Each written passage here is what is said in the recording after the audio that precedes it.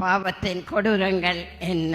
පාපයේ කුරිරුකම මොනවද? பாவமானது ஆதியிலே இருந்து மனுஷனை பிடித்து இன்று வரையும் ஆட்டிக்கொண்டுதான் இருக்கிறது. මේ පාපය පටන් ගැනීමේ සිට මිනිස්යාව අල්ලගෙන මේ දක්වා මිනිස්යාට පීඩාවල් කරනවා. ஆதியாகமம் 4ஆம் அதிகாரம் 7ஆம் வசனத்திலே பாவமானது வாசற்படியிலே படுத்து கிடக்கிறது. උත්පත්ති 4 වෙනි පරිච්ඡේදයේ 7 වන පදයේ සඳහන් වනවා පාපය දොරටුව ළඟට පැමිණ තිබෙනවා. பாவத்தின் மூலமாக நோய்கள் உண்டாகிறது. පාපය නිසා රෝගය ඇති වෙනවා. அது மாற்ற முடியாத நோய்களாய் இருக்கட்டும், සමහර විට ඒවා විනාශ කරන්න බැරි රෝග பரம்பரையின் சாபத்தின் நோய்களாய் இருக்கட்டும், පරම්පරාවේ සාපයෙන් ඇති වෙන රෝග වෙන්න පුළුවන්. வைத்தியர்களால் கூடாமல் போனாலும் கூட වෛද්‍යවරුන්ට සුව කරන්න බැරි වුණත් தேவனால் மட்டுமே பேய்களை துரத்த முடியும். දෙවියන් වහන්සේට පමණයි යක්ෂය දුරු කරන්න පුළුවන්. வைத்திய கூட்டுக்கு மேலான காரியங்கள் செய்தாலும் கூட, වෛද්‍යවරුන්ගේ වචනවලට නියැලෙන කරන්න ඕන. பரிகாரம் பலனளிக்க விட்டாலும் கூட, වෛද්‍යවරුන්ගේ ප්‍රතිකාරය ඒවා පල නොදුන්නත් கர்த்தரை நம்பினவர்களுக்கு கர்த்தருடைய கரமே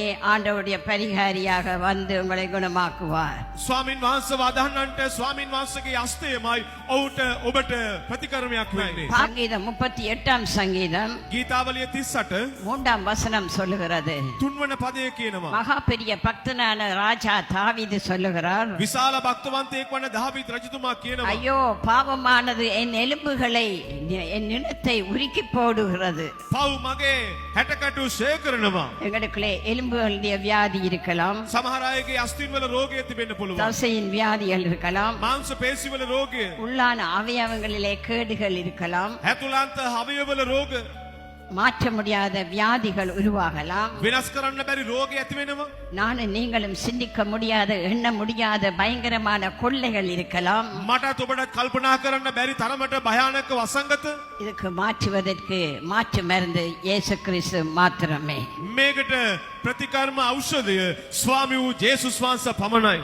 நோய்களை குணமாக்குறாராம் ஆண்டவர். අපගේ දෙවියන් වහන්සේ රෝග සුව කරනවා. வேதம் சொல்லுகிறது, බයිබලයේ කියනවා மன்னிப்பை கொடுத்தால்தான். කමාව ලබා දුන්නොත් மனுஷருடன் மன்னிப்பு கிடையாது. මනුස්සයාගෙන් කමාව ඉල්ලන්න බෑ. மனுஷர் ஒரு நேரம் மன்னித்து விட்டு போய்விடுவார்கள், அது பின் தொடர்ந்து கொண்டே வரும் பிரச்சனைகள். මනුස්සයාට සමාව ලබා දුන්නට ඒවා පසුපස්සෙන්ම වෙනවා. ஆண்டவர் மன்னித்தால் மன்னித்ததுதான். දෙවියන් වහන්සේ අපට කමාව ලබා දුන්නොත් කමාව இன்றைய දුන්නොත් நாளிலும் அப்படி அந்தரங்கமான பயங்கரமான கொள்ளையடிக்கப்பட்ட பாவங்கள் உள்ளுக்கு இருக்குமானால் හදත් ඔබ තුල අභ්‍යන්තර භයානක කුරිරු පාප තිබෙනවා නම් நீங்கள் செய்ய வேண்டியது ஒரு லேசான காரியம். ඔබ කරන්න ඕනේ පාසු දෙයයි. உங்கள் பாவங்களை தேவனுக்கு முன்னதாக இருதயத்திலே இப்பொழுது இருக்கும் பொழுதே வாயிலே நீங்கள் அறிக்கை பண்ணி விட்டு விடுவீர்களாக. ඔබ දැන් මේ සිටින අවස්ථාවේදී මේ වචන වලට සවන් දෙද්දී ඔබගේ හදවතින් කතා කරලා ඒවා අත්හරින්න.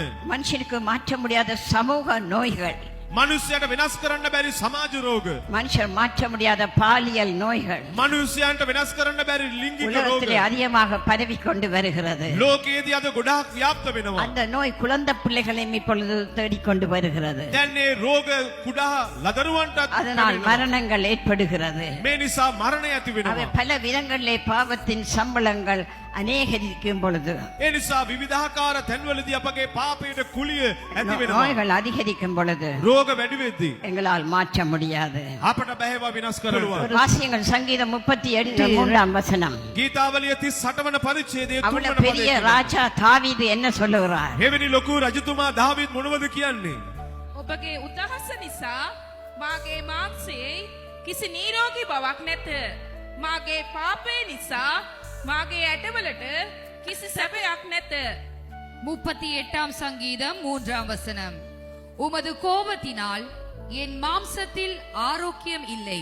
அரும் பாருங்கள், බලන්න. நாங்கள் செய்த பாவங்கள், நாங்கள் செய்த அக்கிரமங்கள், நாங்கள் மற்றவர்களை துரோகம் பண்ணின காரியங்கள் எங்களுக்குள்ளே இருக்குமானால் අපි කරන්නව පව්, අපි කරන්නව ද්‍රෝහිකම්, අයුතුකම් අප තුල තිබෙනවා නම් அது கடவுளிடமிருந்து கோபமாக மாறும். ඒක දෙවියන් වහන්සේ වෙතින් අපට පැමිණෙන්නේ උදාහසක් ඇටියෙද. அதே இந்த 12 வருஷமான ஸ்திரிக்கு දැන් වසර 12ක් දුක් විඳ මේ ස්ත්‍රිය அவள் ஜனக்கூட்டத்திலே ஆண்டவருடைய வஸ்திரத்தின் ஓரத்தை தான் தொட்டாளாமா. සෙනග අතර අය දෙවියන් වහන්සේගේ වස්ත්‍රයේ කෙළවර අත ගැසුවා. ஆண்டவருடைய வல்லமை அவளுக்குள்ளே கடந்து உடனடியாக கடந்து போனது.